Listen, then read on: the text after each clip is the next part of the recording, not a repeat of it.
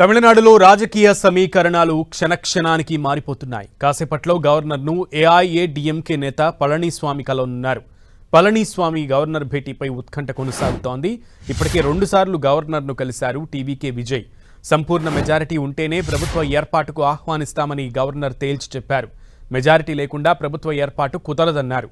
118 మంది సభ్యుల వివరాలు ఇవ్వాల్సిందేనని గవర్నర్ స్పష్టం చేశారు. మరోవైపు ఏఐఏడీఎంకే ఎమ్మెల్యేల క్యాంపు రహస్య ప్రదేశంలో కొనసాగుతోంది. ఈ అంశానికి సంబంధించి మరింత సమాచారం మా ప్రతినిధి మురళిని అడిగి తెలుసుకుందాం. మురళి, అసలు క్షణక్షణానికి కూడా తమిళ రాజకీయం మారిపోతున్నటువంటి పరిస్థితి. కాసేపట్లో గవర్నర్ను ఏఐఏడీఎంకే పళని నేత కలవడం దేనికి సంకేతంగా చెప్తున్నారు? ఖచ్చితంగా ఏఐడీఎంకే అధినేత పళనిస్వామి మరి కాసేపట్లోనే స్వయంగా గవర్నర్ ని కలవబోతున్నారు. ఆ మేరకు ఆయనకు అపాయింట్మెంట్ ఖరారైంది. సరిగ్గా 4 గంటల కంటే మరి కాసేపట్లోనే కలవబోతున్నారు. అయితే పళనిస్వామి గవర్నమెంట్ అపాయింట్మెంట్ ఎందుకు తీసుకున్నారనేది ఒక సస్పెన్స్ గా కొనసాగుతోంది. నిజానికి అన్నాడీఎంకేలో కేవలం 47 మంది ఎమ్మెల్యేలు మాత్రమే ఉన్నారు.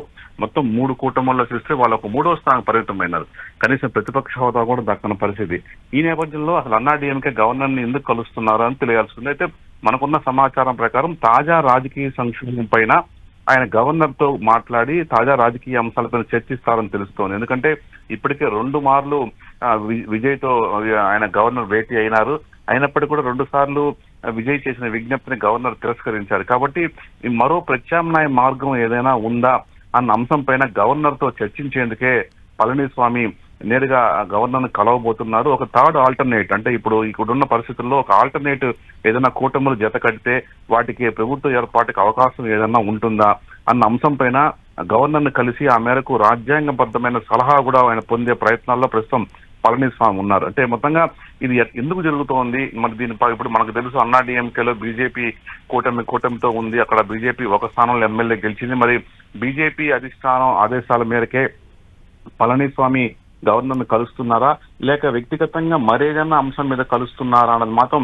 ఇంకా తెలియాల్సింది. ఎక్కడా కూడా పళనిస్వామి గాని అన్నాడీఎంకే ఎమ్మెల్యేలు గాని ఈ గవర్నర్ తో అపాయింట్మెంట్ గురించి దీనికి ఉన్న కారణం గురించి ఎక్కడ కూడా మాట్లాడడం లేదు. ఏదేమైనా ఒక పొలిటికల్ సర్కిల్స్ ఒక హాట్ టాపిక్ గా మారింది పళనిస్వామి గారు. ఎందుకంటే ఇప్పటికే మనం చూసాం డిఎంకే అన్నాడీఎంకే ఒక పొత్తుగా ఏర్పడి విజయ్ను నిలువరిస్తూ ప్రభుత్వం ఏర్పాటు చేస్తాయనే ప్రచారం నిన్న రాత్రి నుంచి జరుగుతున్న నేపథ్యంలో ఇవాళ పళనిస్వామి గవర్నర్ ని కలుస్తుండడం కొంత సెన్సేషన్ గా మారింది. మరి ఒకవేళ ఆయన డిఎంకేతో కలిసి ప్రభుత్వాన్ని ఏర్పాటు చేసేందుకు అవకాశం ఏదన్నా ఉంటుందా అని గవర్నర్ ని అడిగి సలహా తీసుకుంటారని కూడా ఒక ప్రచారం జరుగుతోంది. కాబట్టి ఏదేమైనా ఈ భేటీకి ఎనలేని ప్రాధాన్యత సంతరించుకుంది సునీల్. అయితే వరుసగా అంటే రిజల్ట్స్ వచ్చినప్పటి నుంచి కూడా తమిళనాడులో రాజకీయాలు మనం చూస్తూనే ఉన్నాం. ఈ నేపథ్యంలో అటు ఇద్దరు కూడా అంటే ఇటు ఏఐడీఎంకే అలాగే డిఎంకే నేతలు కూడా కలిసి ప్రభుత్వాన్ని ఏర్పాటు చేసే అవకాశం ఉందా అనే సమాలోచనలు కూడా జరుగుతున్నట్లుగా వార్తలు వస్తున్నాయి. ఆ పరిస్థితులు ఏమైనా కనబడుతున్నాయా తమిళనాట? ఇప్పటికే ఏఐఏడీఎంకే ఈ విషయాన్ని అయితే ఖండించినటువంటి పరిస్థితి. కానీ క్షణక్షణానికి రాజకీయం మారుతున్న క్రమంలో ఏం జరగబోతోంది?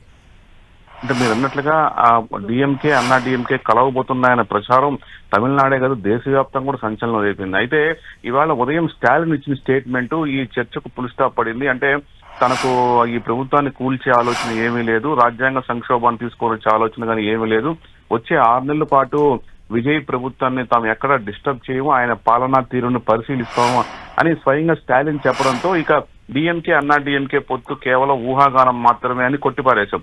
అయితే మధ్యాహ్నం తర్వాత కొన్ని చాలా అంశాలు మారిపోయినాయి. ప్రత్యేకించి అన్నాడీఎంకేలోని ఒక వర్గము డిఎంకేలోని ఒక వర్గం అంటే కొంతమంది ఇటువైపులో 2 ఎమ్మెల్యేలు విజయ్ను నిలువరించాల్సిందే, విజయ్ ఒక్కసారి ముఖ్యమంత్రి పీఠం మీద కూర్చుంటే కనీసం 10-15 ఏళ్ల పాటు అతను ఆపడం చాలా కష్టము. ఒక section of Tamil people Vijay లో ఒక ఎంజీఆర్ ను జయలలితను చూసుకుంటున్నారు. కాబట్టి మనం దూరం అయిపోతాం. అంతేకాకుండా ద్రవిడ సిద్ధాంతం పూర్తిగా కనుమరుగైపోతుంది. ద్రవిడ పార్టీలు తమ ఉనికిని కోల్పోతాయి, తమ మూలాలు కోల్పోతాయి విజయ్ గాని అధికారంలోకి ఉంటే అనే ఒక భావన బలంగా తీసుకొచ్చాయి 2 వైపులా ఉన్న ఎమ్మెల్యేలు. ఈ నేపథ్యంలో బహుశా పళనిస్వామి ఏమన్నా ఆలోచనలో పడి ఒకవేళ గవర్నర్ ని సలహా తీసుకునేందుకు కలుస్తున్నారేమో అన్న ప్రచారం కూడా జరుగుతోంది. ఒకవేళ స్టాలిన్ పెద్ద ఇష్టం లేకపోయినా ఎమ్మెల్యేల మీద ఒత్తిడి మేరకు ఒకవేళ అన్నా డిఎంకే కానీ లేదా ఇద్దరితో కానీ అంటే డిఎంకే అన్నా డిఎంకే కలిసి అవకాశాలు కూడా ఉంటాయని ఒక ప్రచారం అయితే జరుగుతోంది. వాళ్ళు ఉమ్మడి శత్రువు ఈవేళ విజయ్గా మారిపోయారు. విజయం నిలువరించడం కోసం వాళ్ళ శత్రుత్వాన్ని కూడా పక్కన పెట్టి కేవలం ద్రవిడ సిద్ధాంతం, ద్రవిడ పార్టీల ఉనికి, దాని మనుగడ కాపాడుకోవడంలో భాగంగానే ఇట్లాంటి ఒక పొత్తు ఉండొచ్చు అన్న ప్రచారం జరుగుతోంది. కాబట్టి మొత్తంగా పళనిస్వామి గవర్నర్ తో భేటీ ఖచ్చితంగా కీలకం కాబోతుంది. మరి కాసేపట్లోనే ఈ భేటీ వెనుకున్న అసలు అంతరార్థం తెలిసే అవకాశం ఉంది. ఓకే మురళి. సునీల్.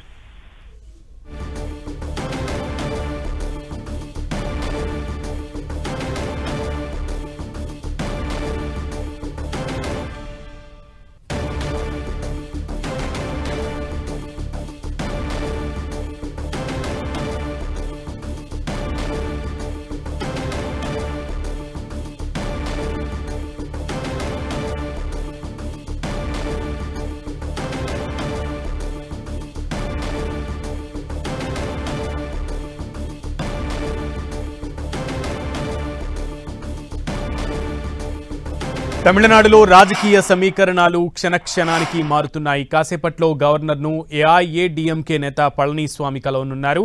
పళనిస్వామి గవర్నర్ భేటీపై ఉత్కంఠ కొనసాగుతోంది. ఇప్పటికే 2 సార్లు గవర్నర్ను కలిశారు టీవీకే విజయ్. సంపూర్ణ మెజారిటీ ఉంటేనే ప్రభుత్వ ఏర్పాటుకు ఆహ్వానిస్తామని గవర్నర్ తేల్చి చెప్పారు. మెజారిటీ లేకుండా ప్రభుత్వ ఏర్పాటు కుదరదన్నారు. 118 మంది సభ్యుల వివరాలు ఇవ్వాల్సిందేనని గవర్నర్ స్పష్టం చేశారు. మరోవైపు ఏఐఏడీఎంకే ఎమ్మెల్యేల క్యాంపు రహస్య ప్రదేశంలో కొనసాగుతోంది. ప్రభుత్వ ఏర్పాటుకు విజయ్ను ఆహ్వానించాలన్న కాంగ్రెస్ గవర్నర్ తీరుకు వ్యతిరేకంగా రేపు తమిళనాడులో నిరసనలకు పిలుపునిచ్చింది.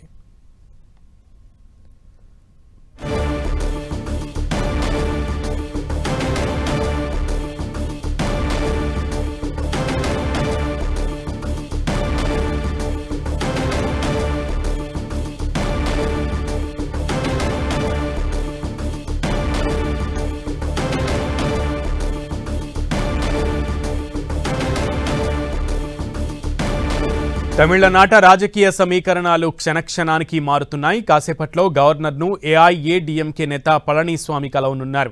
పళనిస్వామి గవర్నర్ భేటీపై ఉత్కంఠ కొనసాగుతోంది. ఇప్పటికే 2 సార్లు గవర్నర్ను కలిశారు టీవీకే విజయ్. సంపూర్ణ మెజారిటీ ఉంటేనే ప్రభుత్వ ఏర్పాటుకు ఆహ్వానిస్తామని గవర్నర్ తేల్చి చెప్పారు. మెజారిటీ లేకుండా ప్రభుత్వ ఏర్పాటు కుదరదన్నారు గవర్నర్. 118 మంది సభ్యుల వివరాలు ఇవ్వాల్సిందేనని గవర్నర్ స్పష్టం చేశారు. మరోవైపు ఏఐఏడీఎంకే ఎమ్మెల్యేల క్యాంపు రహస్య ప్రదేశంలో కొనసాగుతోంది. ప్రభుత్వ ఏర్పాటుకు విజయ్ను ఆహ్వానించాలని ఇటు కాంగ్రెస్ డిమాండ్ చేసింది. గవర్నర్ తీరుకు వ్యతిరేకంగా రేపు తమిళనాడులో నిరసనలకు కాంగ్రెస్ పిలుపునిచ్చింది.